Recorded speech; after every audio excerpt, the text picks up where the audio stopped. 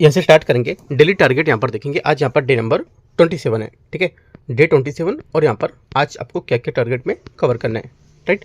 देखो अभी मैंने कुछ लोग के टारगेट छूट रहे हैं, तो इसको लेकर के मैंने एक सब्जेक्ट को भी कम किया है ना। वो भी सिर्फ ज़्यादा दिन के लिए नहीं, 3 से 4 दिन के लिए, है ना। आज दूसरा दिन है इसका, कल और नहीं ऐड करूँगा, और चौथे दिन से फिर मैं वापस से उसको टारगेट को ऐड करूँगा जो यहाँ पर इकोनॉमिक का चल रहा था। इकोनॉमिक को भी मैंने हटाया है, ठीक है, क्योंकि यहाँ पर काफ़ी लोग के छूट रहे हैं। छूट रहे कहने का मतलब क्या है, टाइम से आप नहीं पढ़ोगे तो छूटेगा ही, ठीक है।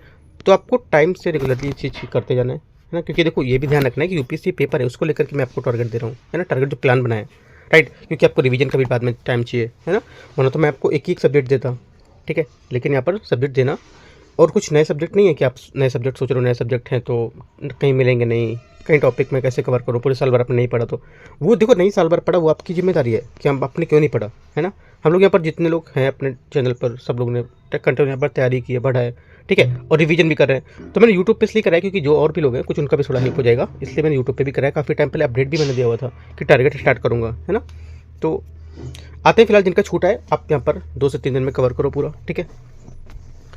और यहाँ से 75 डेज़ का टारगेट रहेगा। कुछ डाउट रहेगा आप यहाँ पर टेलीग्राम से पूछ सकते हो, यहाँ पे आईडी दी हुई है, ठीक है। और यहाँ पे हम लोगों ने पहले स्टार्ट किया था पॉलिटी का, ठीक है। पॉलिटी आपका यहाँ से खत्म हो चुका है, और इकोनॉमी अभी यहाँ पर चल रहा है। अभी मैंने इसको हटाया, थोड़ा टारगेट बड़ा हो रहा है इसलिए, है ना। बड़ा क्या हो रहा है ठीक है, लेकिन लोगों को बड़ा लग रहा है, तो मैंने इस वजह से उनके अकॉर्डिंग ही थोड़ा सा चलना है, तो मैं हटा देता हूँ उसको। और अभी मॉडर्न हिस्ट्री चल रहा है, ठीक है। अभी यहाँ पे दोनों इकोनॉमिक और हिस्ट्री खत्म होने वाला है। उसके बाद हम लोग स्टार्ट करेंगे ज्योग्राफी, और साथ में उधर से उठाएंगे एक इन्वायरमेंट को, ठीक है। दोनों साइड इस सब चीज़ को कवर करेंगे। उसके बाद फिर हम लोग आर्ट कल्चर, साइंस टेक्नोलॉजी, है, ये सब सब्जेक्ट को उठाएंगे जो छोटे छोटे सब्जेक्ट हैं, यहाँ पर कुछ कुछ टाइम में कवर हो जाएंगे, राइट। आगे आते हैं। इसमें देख सकते हो कि यहाँ पर कैश में पिलर करंट अफेयर्स का यहाँ पर काफ़ी ज़्यादा रोल रहता है ना। ग्लू की तरह बिल्कुल होता है जो करंट अफेयर्स है प्रीलिम्स में। तो वो भी मैं हम लोग यहाँ पर टारगेट में कम से कम 7, 8 या 9 क्वेश्चन, 10 क्वेश्चन करते हैं, ठीक है। जहाँ पे आज भी यहाँ पर 9 क्वेश्चन आपको करने हैं टॉपिक के साथ। आते हैं सीधे से स्टार्ट करते हैं डे नंबर 27 को। यहाँ से डे 27, और यहाँ पर आज हिस्ट्री का हम लोग टॉपिक ही देखेंगे, और यहाँ पर आगे जो है सब्जेक्ट वो सब देखेंगे, ठीक है। इकोनॉमिक यहाँ पर इसमें नहीं है आज। देखो कल भी इकोनॉमिक नहीं थी, है ना। करीब 4 दिन तक मैं ऐसा रखूँगा, ठीक है। उसके बाद फिर से यहाँ पर जो सब्जेक्ट थे उसको ऐड करेंगे। आगे आते हैं। इसमें देखो मॉडर्न हिस्ट्री का हम लोग यहाँ पर स्टार्ट कर चुके हैं। इसमें राष्ट्रवाद के उदय हैं, उसके कारण को लेकर के आपको यहाँ से टॉपिक पढ़ने है ना। जैसे आज मैंने यहाँ पर हाईलाइट करना थोड़ा सा भूल गया उनमें, है ना, स्केचिंग करना भूल गया हूँ, तो ऐसे यहाँ पर कलर वाइज मैंने कर दिया, आपको समझा देता हूँ, क्योंकि टाइम थोड़ा सा नहीं मिला मुझे इसमें हाईलाइट करने को लेकर। टाइम भी मिला लेकिन मुझे ध्यान नहीं दिया, मैंने बिल्कुल की कि इसमें हाईलाइट भी करना है अभी, है ना।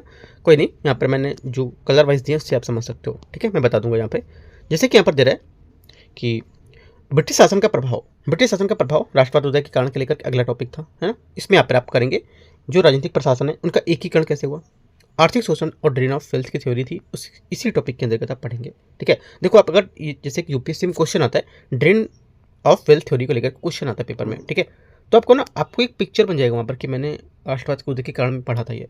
अगर आप ये टॉपिक नहीं याद करोगे, सिर्फ क्वेश्चन आप टॉपिक पढ़ते जाओगे, आप सिलेबस पढ़ते जाओगे, सिलेबस के अकॉर्डिंग अगर आप डीप में नहीं जाओगे तो आप क्वेश्चन कभी नहीं कर पाओगे सही। ये आप नोट करके रख लो, क्योंकि यहाँ पर अगर आपको सिलेबस के साथ साथ आपको टॉपिक जो है किस टॉपिक से क्वेश्चन है, सिलेबस से ही नहीं, आपको टॉपिक भी बताना चाहिए कौन से टॉपिक से क्वेश्चन आ रहा है, ये वाला, है ना, है ये टॉपिक से। और उसके बाद जो ब्रिटिश प्रभाव उसके अंतर्गत टॉपिक है ये वाला, मतलब जो क्वेश्चन बनेगा यहाँ वाला, है ना। तो एक एक जाके अंदर से एक पॉइंट से आपको पता होना चाहिए कहाँ से क्वेश्चन पूछा है, राइट। तो यहाँ से करना है। उसके बाद पाश्चात्य शिक्षा, उसमें से आपको उदारवादी और लोकतांत्रिक विचारों के भारतीय संचार में कैसे प्रभाव पड़े थे, ठीक है। प्रेस और साहित्य की भूमिका क्या पड़ी थी इसमें, राष्ट्रवादी समाचार पत्रों और क्षेत्रीय भाषाओं की साहित्य का क्या प्रभाव हुआ था, राइट। सामाजिक धार्मिक सुधार जो आंदोलन थे वो राजा राम मोहन राय द्वारा और ज्योतिबा फुले आर्य द्वारा लोगों तो एकता को और देशभक्ति को जगाना था, है ना। ये आपको देखना है, ऐसे पढ़ना है। तो इनके बारे में पढ़ोगे। धार्मिक जो सामाजिक सुधार आंदोलन है आपको टॉपिक पर उठाना है। इस टॉपिक में आपको यहाँ पर राजा राम मोहन राय मिलेगा, इनके बारे में कई चीज़ें पढ़ो, ज्योतिबा फुले के बारे में पढ़ना है, ठीक है। और यहाँ पर देशभक्ति के यहाँ पर जगह इनको लेकर के पढ़ना है। आगे आते हैं।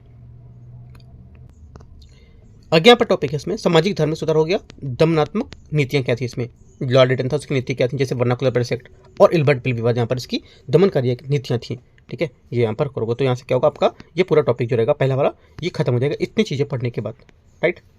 क्योंकि यहाँ पर देखो बहुत लोग क्या करते हैं कि राष्ट्रवाद उदय आपने टॉपिक पढ़ा है ना, राष्ट्रवाद उदय बुक में थोड़ा सा छोटा सा मिलेगा आपको है ना, कि बुक में छोटा सा, या पर अपने पास डीप काफ़ी नोट्स हैं तो सब चलेंगे, जैसे कि आपका इग्नू के नोट्स हो गए है ना, और आपको काफ़ी डीप एक सब्जेक्ट के क्वेश्चन, जैसे कि आप मान सकते हो कि हरीशचंद्र शर्मा की जो बुक है ना मेटाइवल की, उसमें भी काफ़ी डीप चीज़ें दी हैं है ना, मेटाइवल की है वो। तो मॉडर्न हिस्ट्री में आप पढ़ सकते हो, जैसे कि आधुनिक भारत है ना, प्लासी की जो बुक है वो वाली पढ़ सकते हो, ठीक है। आधुनिक भारत में ही 6-7 बुक आती हैं। तो देखो बुक में आपको डीप जाके पॉइंट आपको वहीं मिलेंगे, आपको सिंपल जो मार्केट में नोट्स मिलते हैं उन सब में नहीं मिलेंगे आपको, राइट। ना दृष्टि का मिलेगा ना विजन का, किसी भी नोट में आपको नहीं मिलेगा इतना डीप में जो आपको बता रहा हूँ मैं। इस वजह से क्या करना है आपको, बुक से ही चीज़ें पढ़नी है। यूपीएससी क्वेश्चन बुक से उठाएगा, नोट्सों से नहीं उठाता है। ध्यान रखना है, बुक को ही अपना प्रेफरेंस बनाओ, ठीक है। आगे दमनात्मक नीति आपने पढ़ ली, तो यहाँ से पूरा टॉपिक आपका राष्ट्रवाद उदय के कारण का पूरा हो जाएगा, ठीक है। उसके बाद आप यहाँ से करोगे राष्ट्रीय आंदोलन के प्रमुख चरण कौन कौन से थे, फेजेस टाइम पर जो नेशनल मूवमेंट के, जैसे कि यहाँ पर 3 मुख्य भागों में पढ़ा जाता है इनको। उदारवादी चरण, ठीक है, 1885 से 1905 कांग्रेस की स्थापना को लेकर के यहाँ से स्टार्ट है। इनके प्रमुख नेता कौन कौन थे उनके बारे में आपको रीड करने के बाद, ये नहीं कि यहाँ पे इतना छोड़ देना कि प्रमुख नेता थे हम बस हो गया, नहीं, इनके बारे में एक एक बात, जैसे दादा बनोरजी थे उन्होंने क्या किया, फिरोज शाह मेहता थे क्या किया, और सुरेंद्र बनर्जी थे उन्होंने यहाँ पर क्या क्या, इनके जो राष्ट्रीय आंदोलन थे क्या क्या भूमिका इसमें निभाई थी उन्होंने। तो एक एक बात इनके बारे में पढ़ते हुए जाना है, ठीक है। आगे इनकी क्या रणनीति थी इस आंदोलन को लेकर के, जैसे कि याचिका और प्रतिवाद पर, ठीक है, ये आप यहाँ पर पढ़ोगे। आगे आते हैं उग्रवादी चरण, इसमें आता है उग्रवादी चरमपंथी चरण, इसमें आपका जाएगा स्वदेशी आंदोलन 1905 बंगाल विभाजन के तहत यहाँ पर विरोध में जन आंदोलन को उदय हुआ था, ठीक है। अगला यहाँ पर है प्रमुख नेता जो थे लाल लाजपत राय, बाल गंगाधर तिलक, बिपिन चंद्र पाल, इनका यहाँ पर शामिल होना इसमें, ठीक है। इनके बारे में रीड करोगे। इनकी क्या विचारधाराएं थी, स्वराज की मांग और निष्क्रिय प्रतिरोध, ठीक है, ये इनकी विचारधाराएं थी। तो देखो मैंने की पॉइंट से थोड़ा सा रिलेट करके चीज़ों को आगे बढ़ा भी दिया है, जैसे कि यहाँ पर प्रमुख नेता मान लो मैं लिख देता, इसके प्रमुख नेताओं को पढ़ के आओ, आप कौन ढूंढते कौन कौन से इनके नेता हैं, तो मैं इनके बारे में भी थोड़ा थोड़ा दिखा दिया कि यहाँ पर ये चीज़ें इनके पढ़ना है आपको सिर्फ, है ना। जैसे कि स्वदेशी आंदोलन मैंने बोला आपको, स्वदेशी आंदोलन पढ़ के आना है। तो स्वदेशी आंदोलन में भी बहुत चीज़ें, जैसे बंगाल विभाजन का विरोध कैसे हुआ, जन आंदोलन कैसे यहाँ पर उदय हुआ इसमें, ठीक है, ना कि सिर्फ स्वदेशी आंदोलन। स्वदेशी आंदोलन पढ़ोगे ना, सिर्फ पढ़ोगे कि इनका आंदोलन था इन्होंने लाया और यहाँ पर ये क्वेश्चन कर लोगे बस हो गया, आधे से ज़्यादा पेजों में है ना, आधे पेज या आधे से तक पेज में ही यहाँ पर बुक में दिया हुआ है, मतलब नोट्स में दिया हुआ है, ठीक है। तो आपको इतना डीप में जाना है, ये सब चीज़ें और लेने हैं यहाँ से, राइट। आगे अगला चरण आता है गांधीवादी चरण, ठीक है। इसमें आपको देखना है गांधीवादी आगमन, इसमें चंपारण, खेड़ा, अहमदाबाद, और यहाँ पर इसके शुरुआती जो प्रयोग थे वो आप रीड करोगे इसमें। असहयोग आंदोलन को लेकर के खिलाफत आंदोलन और चौरी चौरा कांड इसमें होगा था, ठीक है। सविनय आंदोलन में 1930 दांडी मार्च और नमक सत्याग्रह, और भारत छोड़ो आंदोलन 1982 करो या मरो का जो स्लोगन था, और अंतिम निर्णायक संघर्ष यहाँ पर था इसमें। तो इतने पॉइंट आपको यहाँ से गांधीवादी चरण में पढ़ने हैं, ठीक है। आपसे बोलेगा इनमें से कौन सा 4 पॉइंट देगा यूपीएससी, निम्नलिखित कथन पर विचार कि इनमें से कौन सा गांधीवादी चरण की बात चरण नहीं है, ठीक है। जैसे कि बोल देगा भारत छोड़ो आंदोलन, सविनय अवज्ञा आंदोलन, ऐसा टॉपिक से ही क्वेश्चन पूछ लेगा, अंदर जाने की जरूरत नहीं है उसको। तो ध्यान रखना है गांधी जी का कौन से इसमें से आंदोलन है, ठीक है, ये कौन से यहाँ पर इसमें जो आगमन के चरण या फिर इसमें फेस बताता है। अन्य महत्वपूर्ण उपविषय जैसे कि क्रांतिकारी राष्ट्रवादी आंदोलन कैसे थे इनके, भगत सिंह, सूरसेन, है ना, चंद्रशेखर आजाद, आजाद फौज को, सुभाष चंद्र बोस की भूमिका क्या थी इसमें, तो क्रांतिकारी लोग है कि यहाँ पर आपको इनके बारे में पढ़ना है। राष्ट्रवादी आंदोलन, इनकी संवैधानिक कुछ सुधार थे, साइमन कमीशन, नेहरू रिपोर्ट, गोलमेज सम्मेलन, भारत अधिनियम 1935, ठीक है। हम लोग क्या करते हैं कॉपी में लिखा नोट्स और कंटिन्यू पढ़ते चले जा रहे हैं, पढ़ते अगर सिलेबस पर डिवाइड करके आप पढ़ोगे ना बहुत अच्छा लगेगा पढ़ने में आपको। अभी जो यहाँ पर 2 से 3 दिन में जो फॉलो किए हैं, है ना, जो लोग यहाँ पर जुड़े तो समझ आया उनको कि यहाँ पर हाँ यहाँ से चीज़ों को और अच्छा यहाँ पर क्लियरिटी हो रही है चीज़ों को लेकर के, है ना। सिर्फ यहाँ पर डटते नहीं जा रहे हैं, चीज़ों को हम लोग समझ के पढ़ रहे हैं कि यहाँ पर हम लोग अन्य जो महत्वपूर्ण टॉपिक थे जैसे संवैधानिक सुधार है उसमें हम लोग यहाँ पर ये सब चीज़ें देखी जाएंगी, राइट। आगे मुस्लिम लीग सांप्रदायिकता, लीग की स्थापना 1906, राइट, जिन्ना के जो 14 सूत्र यहाँ पर थे उसको लेकर के भारत का विभाजन। तो यहाँ पर 3 आपको टॉपिक और इसके अंदर बहुत सारे पॉइंट हैं वो सबको अलग अलग करके अन्य महत्वपूर्ण उपविषय में सब टॉपिक में पढ़ने हैं। एक बात और, जितने भी टारगेट आप करते जाते हो ना, एक मैं फिर से बोल चुका हूँ, जिनका छूट चुका है चलो कोई बात नहीं, छूटा है उसको आप पेंडिंग वाला करते रहो, एक एक करके आधा आधा करके, है ना। अब ज़्यादा से ज़्यादा कर सकते हो कवर, ठीक है। जो अभी चल रहा है उसको मत छोड़ो, जो पेंडिंग अभी जो आज वाला जैसे है, आज जैसे 27 चल रहा है, ठीक है, तो 27 को पूरा करो। जो पहले वाला है उसको आपको रात में या फिर दिन में बीच में फ्री होकर उसको भी करना है, आज वाला नहीं छोड़ना है, ठीक है। आज वाला छोड़ोगे तो ये हमेशा पेंडिंग होता चला जाएगा पीछे जाके। वो क्या करना है, 4 पेपर में 27 जैसे डे में आपको मैंने जो चीज़ें बताई आप इसको चीज़ें नोट करो, नोट करके हर डे के हिसाब से आप इसमें एक अलग पेज बनाओ पूरा स्टार्टिंग का, फ्रंट पेज, उसमें चीज़ों को ऐड करो, क्या क्या चीज़ें हम लोगों ने पढ़ी हैं, क्या क्या चीज़ें टॉपिक मेरे आज मिले हैं, है ना। आपको देखो इतना समय तो देना होगा, अगर आपने पहले भी टाइम दिया होगा यूपीएससी के लिए, अगर आप एग्जाम दे रहे हो यूपीएससी का तो टाइम तो दिया होगा 6 7 8 मंथ, है ना। तो ये सब चीज़ें आपके पास सेट होंगी, ऐसे होंगी तो ठीक है, नहीं होंगी तो आप ऐसे करके आप करते जाओ। अभी भी आपके पास 2 मंथ है, काफ़ी है 2 मंथ, है। कितना डेट है आज, 10 11 मार्च ना, अप्रैल मई, हाँ तो 2 मंथ है करीब पूरा पूरा आपके पास, उधर 10 दिन रिवीजन हो जाएगा। आगे आते हैं यूपीएससी के लिए यहाँ पर कुछ महत्वपूर्ण की पॉइंट्स हैं, की स्टेटमेंट, जैसे कि यहाँ पर देखो यूपीएससी अक्सर क्या करता है, कैसे क्वेश्चन पूछता है, भारतीय राष्ट्रवाद की यहाँ पर जो ब्रिटिश उपनिवेशिक नीतियाँ, उनकी उपज यहाँ पर दोनों की प्रतिक्रिया बताए, कैसे करके कुछ क्वेश्चन पूछेगा उपज को लेकर के, आप सोचो उपज क्या है ना। तो ये चीज़ आपको जो होगी आपको पढ़ना ही है, जैसे कि उदारवादियों और बुनियादी और उदारवादियों ने वह बुनियादी बनाई जिस पर बाद में भव्य राष्ट्रीय आंदोलन खड़ा हुआ था। गांधी ने अहिंसा को एक सिद्धांत माना, जबकि यहाँ पर कांग्रेस के लिए एक रणनीति थी, ठीक है। तो यहाँ पर कुछ पॉइंट ऐसे करके यूपीएससी घुमा सकता है इनको, और ये सब क्या है, ये सब उसी ऊपर से पॉइंट मिलेंगे आपको, ये कुछ नया नहीं कि यहाँ पर इसको लेकर के आप डेफिनेशन बनाओ, नहीं, ये पॉइंट आपके ऊपर जो पढ़ोगे, जैसे मैं टॉपिक बताएं वो टॉपिक्स में ही मिलेंगे सब ये, ठीक है। तो ध्यान से पढ़ते जाना है, इन टॉपिक जो पॉइंट्स को भी शामिल कर लेना है उसी में, ठीक है। कि पॉइंट्स में शामिल करने का मतलब है कि इन वर्ड्स जो हैं, ये वर्ड्स आपको देखने को मिलेंगे। क्वेश्चन आप अगर पढ़ा करो तो क्वेश्चन बनाने की प्रैक्टिस क्या करो, कैसे क्वेश्चन ऐसे बन सकता है, ठीक है। जैसे हम लोग टॉपिक देते हैं आपको, टॉपिक देने के बाद आपको बताते हैं कैसे कैसे क्वेश्चन यहाँ से बनता है, अगले दिन क्वेश्चन भी कराते हैं, है ना। जैसे कि आज हम लोग करेंगे क्वेश्चन डे नंबर 26 का। आगे स्लॉट 2 में हम लोग देखेंगे यहाँ पर पीटी सीरीज 65, जो हम लोगों ने कल करी थी टॉपिक, यहाँ पर 6 नंबर किया था। आज आपको करना है 7वां का पूरे टॉपिक आपको आज खत्म करने। 57 से 65 पेज तक है ना, करीब यहाँ पर 7 से 8 पेजेस हैं। 7 से 8 पेजेस में आपके छोटे छोटे से सब टॉपिक है, इनको कवर करने, ठीक है। तो आपकी इकोनॉमिक भी एक तरह से यहाँ से थोड़ी थोड़ी चीज़ें करंट की कवर होती चल रही हैं, राइट। आगे आते हैं, और इकोनॉमिक कैसे पढ़ना है, अगर आपको ये भी नहीं समझ आ रहा है कि कैसे इस चीज़ों को कवर करूँ, क्या करूँ, तो मैंने इकोनॉमिक के पूरी वीडियो बना रखी है पीटी 65 की, उसमें जाके मैंने चीज़ें बताई कि कैसे कैसे आप चीज़ों को पढ़ सकते हो, कैसे कैसे चीज़ों को कुछ अगर छोड़ना है तो क्या छोड़ सकते हो, है ना, और क्या चीज़ों को यहाँ पर कैसे कैसे क्वेश्चन यूपीएससी पूछ सकता है। ये मैंने आपको डिस्क्रिप्शन में जो वीडियो है, जैसे कि आप टेलीग्राम यूट्यूब पर जाओगे ना तो प्ले लिस्ट में आपका मिलेगा पीटी 65 एक्सप्लेनेशन करके मिलेगा, और एक मिलेगा पीटी 65 MCQs। तो MCQs वाली नहीं, जो व्याख्या वाली है उस वाले को आपको देखना है, वो करने के बाद आप MCQs भी देख सकते हो हर सब्जेक्ट के, पीटी 65 को भी मैंने आपको कराया है ना। तो देखो करने को सोचो तो बहुत चीज़ें करने के लिए, एक सिस्टम से अगर आप चीज़ें करोगे तो, ठीक है। आगे आते हैं, टेस्ट 4 है। देखो यहाँ पर अपना जो चैनल है यूपीएससी नॉलेज टेक, इसका आपको टेस्ट नंबर आज सॉल्व करना है, टेस्ट नंबर 4 यूट्यूब पे है ये, है ना। यूट्यूब पे आप इसको कर सकते हो सॉल्व, लिंक मैं आपको टेलीग्राम पे प्रोवाइड करा दूंगा, ठीक है। और इनको आप प्रैक्टिस करोगे, इसलिए मैंने दे रहा हूँ प्रैक्टिस करने के लिए, क्योंकि आप हिस्ट्री का मेटाबल कर चुके हो, है ना। तो ऐसे क्वेश्चन आप ज़्यादातर करेक्ट होने चाहिए यहाँ से, और पूरी मेटाबल के ही क्वेश्चन यहाँ पर, ठीक है, ध्यान रखना है। तो यहाँ से पूरा कोशिश करोगे, प्रैक्टिस करोगे क्वेश्चन की, और 1 से 50 क्वेश्चन तक आपको करना है, 1 से 50 तक, ठीक है, ध्यान रखना है। आगे आते हैं, सी सेट में आपको आज करना है रैंकिंग को लेकर के, जो रैंकिंग यहाँ पर थी ना, इसको टॉपिक है, इसको लेकर के आपको क्वेश्चन करना है। इसमें आपको 1 से 20 क्वेश्चन है, सिर्फ इसमें 20 क्वेश्चन है। साथ साथ देखो जितने भी यहाँ पर क्वेश्चन, जैसे कि 20 क्वेश्चन दे रखे हैं, ठीक है, तो कम से कम यहाँ से 8 से 9 टॉपिक को कवर किया है। 9 टॉपिक मतलब एक टॉपिक के 2 क्वेश्चन, 1 क्वेश्चन, 3 क्वेश्चन ऐसे करके बना रखे हैं, तो आप करीब 8 से 9 टॉपिक आपके कवर हो जाएंगे। एक तरह से टॉपिक का मतलब समझ सकते हो, हर टॉपिक वाइज जो इनका फार्मूला होता है, एक तरह से फार्मूला 1, फार्मूला 2 पे इतने क्वेश्चन, फार्मूला 3 इससे क्वेश्चन, है ना, ऐसे करके हर फार्मूला पे 2 क्वेश्चन है, जो यूपीएससी ने पूछे भी हैं, उस पर भी ऐड किया उन्होंने, तो काफ़ी अच्छा है। यहाँ से भी आप इसको करोगे। मैं ये मैगजीन जो है, जो मैगजीन है सी सेट वाली, ये मैंने आपको एक तरह से पेपर सेट जो है, ये मैंने पहले आपको टेलीग्राम पे दे चुका हूँ। अगर तो भी नहीं मिलता है तो आप मैसेज करना, मैं फिर से इसको प्रोवाइड करा दूंगा, ठीक है। वैसे टेलीग्राम पे है, नहीं मिलेगा तो बताना, मैं आपको फिर से यहाँ पे दे दूंगा। आगे देखते हैं, यहाँ पर करंट अफेयर्स लास्ट स्लॉट अपना रहेगा 5वां करंट अफेयर्स का। ये पीआईबी में था, जन औषधि को लेकर के, है ना, जन औषधि को लेकर के आप यहाँ पर पढ़ोगे। सेवा से सीखें कार्यक्रम, इसके बारे में पूरा आपको पढ़ना है, क्या इसके की इफेक्ट है, कब स्टार्ट किया गया था, है ना, और यहाँ पर कब इसकी घोषणा की गई थी, ये अभियान यहाँ पर किस मंत्रालय से संबंधित होगा, ठीक है, कौन कौन इसके यहाँ पर कार्यक्रम में शामिल होंगे, क्या इस कौन से विभाग की संयुक्त पहल है इसकी, इसका ढांचा जो होगा इम्प्लीमेंटेशन का वो वहाँ पर किसको द्वारा किया गया है, ठीक है। तो ये सब बातें आप इसके पढ़ोगे, क्या मुख्य उद्देश्य, क्या इसके स्वयंसेवक की भूमिका होंगी, राइट। उसके बाद यहाँ से अपनी क्वेश्चन सॉल्व करोगे। 3 क्वेश्चन मैंने दे रखे हैं।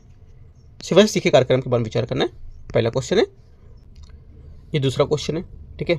सेवा से सीखे पहल के मुख्य उद्देश्य क्या है, इसके उद्देश्य के बाद यहाँ से आपका जन औषधि केंद्र के लेकर के सेवा से सीखे कार्यक्रम को रणनीति के बारे में विचार करना है। तो 3 यहाँ पर क्वेश्चन है, ठीक है। तीनों क्वेश्चन आपको सॉल्व करने हैं। आगे आते हैं यूपीएससी प्रीलिम्स के लिए विशेष यहाँ पर जो कच्छ प्राचीन शैलक्रम है ना, उनके क्रॉनिकल्स यहाँ पर दे रखे हैं, उसके बारे में यहाँ पर न्यूज़ में था। तो यहाँ से देखोगे पूरा टॉपिक पढ़ो आप, टॉपिक यहाँ पर पूरा दिया है। ये भी नहीं कि मैं आपको टॉपिक प्रोवाइड कर रहा हूँ, सिर्फ टॉपिक जाके कहीं और से पढ़ो, नहीं, टॉपिक के साथ साथ मैं आपको चीज़ें भी दे रहा हूँ कि कैसे कैसे चीज़ें यहाँ से आ सकती हैं पेपर में। अगर क्वेश्चन आएगा तो यहाँ से टॉपिक से क्वेश्चन मिलेगा। अगर इस टॉपिक से क्वेश्चन पूछता है यूपीएससी तो आपको यहाँ से देखने को मिलेंगी चीज़ें, क्योंकि मैंने तीनों क्वेश्चन भी फ्रेम कर सकते हैं करिए मैंने कि जो भी क्वेश्चन यहाँ से बन सकते हैं, और इससे ऊपर तो क्वेश्चन ही बन सकता है ना। तो जो अच्छा क्वेश्चन बना वो मैंने आपको यहाँ से तीनों बनाए एक टॉपिक के। तो यहाँ से देखना आपको कच्छ की खाड़ी का हाल में खोजी गई जो प्री हड़प्पन बस्ती थी उसको लेकर के विचार करना है। 3 यहाँ पर स्टेटमेंट है, इसको सॉल्व करोगे। दूसरा क्वेश्चन है काल निर्धारण को लेकर के, ठीक है। इसमें आप पढ़ो कार्बन C जो 14 है, कार्बन डेटिंग, इसको लेकर के पढ़ना है। तीसरा क्वेश्चन यहाँ पर इसमें इसी टॉपिक में कच्छ के जो पुरातात्विक निष्कर्ष है उसके बारे में, ठीक है। अब यहाँ पर टॉपिक 3 आता है। पहले तो नोट्स होते हैं हम लोग के, नोट्स, ये जो नोट्स मतलब करंट का, उसके बाद हम लोग यहाँ पर क्वेश्चन देखते हैं। इसमें नोट्स में क्या दिया है टॉपिक, ये है आपका CBDC आधारित डिजिटल खाद्य मुद्रा पायलट।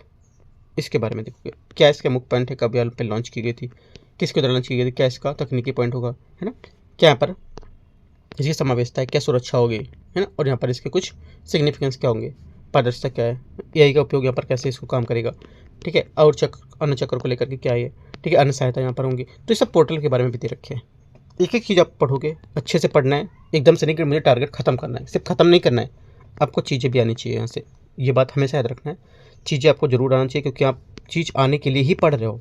ये नहीं कि आप पढ़ते चले जाओ, पढ़ते चले जा रहे हो, कथा पढ़ रहे हो गया, नहीं, आप पढ़ रहे हो तो आपको चीज़ें समझ आनी चाहिए कि क्या मैं कर रहा हूँ, क्योंकि ये एग्जाम में काम करना है आपको। यहाँ पर अभी एग्जाम के लिए करीब 2 महीना है, उसको कलेक्ट करके माइंड में सेट करके रखना है, ठीक है। बाकी मैं आपको रिवीजन टाइम से देता रहूँगा, हर 10 दिन में चीज़ों को बताता रहूँगा क्या क्या चीज़ें आप उनको फिर से कर सकते हो। 10 दिन में पूरा आपको टाइम मिलेगा 1 दिन का, उसमें आप चीज़ों को निकाल करके अपना पढ़ सकते हो 8 से 9 दिन का, ठीक है। तो इस वजह से कहता हूँ पूरा फ्रेम वाइज अच्छे से रेडी करो, एक अच्छा सा पूरा नोट्स बनाओ।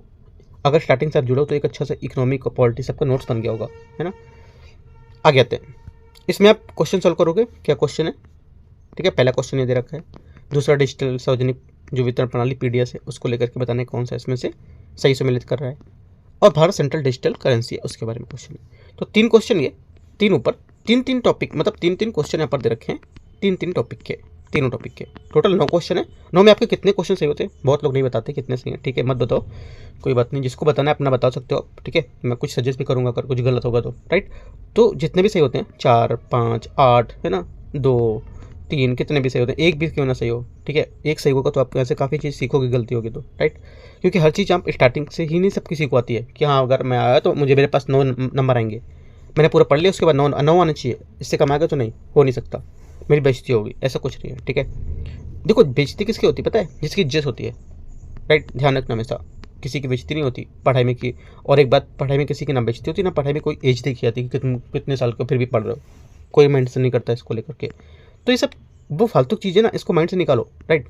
अभी जो स्मार्ट चीज़ है ना उन सबको सेट करो। अभी बहुत लोग क्या है, अभी मेरे ग्रुप में कल मेरे पास किसी का मैसेज आया कि सर मैंने टारगेट को लेकर के 1-2 लोगों से पूछा भी जो आपके चैनल पे हैं अभी लोग, तो उन्होंने मुझे हेल्प नहीं की, है ना, जबकि उन्होंने टारगेट में देखा। मैंने कहा ठीक है, मैं क्या बोल सकता हूँ किसी को, लोगों को पता है उसके बाद भी अगर कोई पूछता है तो लोग बताते नहीं हैं कि कहाँ से क्या पढ़ रहे हो क्या। तो कम से कम लोगों का हेल्प ही कर दो, कुछ नहीं कर सकते हो तो, है ना, हेल्प भी नहीं करना है तो ऐसे लोग कहाँ जाएंगे, ठीक है। यूपीएससी में ऐसे लोग का सिलेक्शन तो कभी नहीं होना, मैं फिर से बोल रहा हूँ, ये बात बहुत कड़वी है, ये सच है। अगर आप किसी का हेल्प नहीं करते हो ना, हेल्प क्या आप किसी को बता भी नहीं सकते हो, तो बहुत आप दूर हो तैयारी से। इसका मतलब आप एक अच्छे इंसान नहीं हो। यूपीएससी क्या करता है, तैयारी करने से पहले आपको अच्छा इंसान बनाता है ना, उसके बाद आपका सिलेक्शन होता है। लेकिन आप वही नहीं बने अभी, तो आगे कैसे बढ़ोगे। तो अच्छे इंसान को बनने के लिए आपको कुछ करना नहीं है, कुछ अगर कोई पूछता है तो आप उसको बता सकते हो सही चीज़ें क्या, ये सही चीज़ें ऐसे ऐसे कर सकते हो, है ना। ये भी नहीं बोल दो कि आप मेरे चैनल के बारे में बताओ लोगों को, आपको जो सही लगता है, जो उनके बारे में लगता है, बट सही गाइड दो अगर पता है तो, ठीक है। ध्यान रखना है, किसी को मिसबिहेवियर किसी का नहीं करना है, किसी का गलत नहीं करना है ना, किसी को गलत नहीं बताना चीज़ें। तैयारी करो, अच्छे से पढ़ो और अपना जॉब लो, है ना। एक अच्छा पहले इंसान बनो, उसके बाद आप यहाँ से यूपीएससी जरूर निकालोगे, ठीक है। ध्यान रखना है। एंड करते हैं से इसको, कुछ बातें नोट करते रहा करो जो अपनी पर्सनल लाइफ में यूज़ कर सकते हो, काफ़ी इंपॉर्टेंस अच्छी भी है ना। तो एंड करते हैं से इसको, कोई डाउट रहेगा आप नीचे कमेंट में बता सकते हो, ठीक है। All the best, thank you.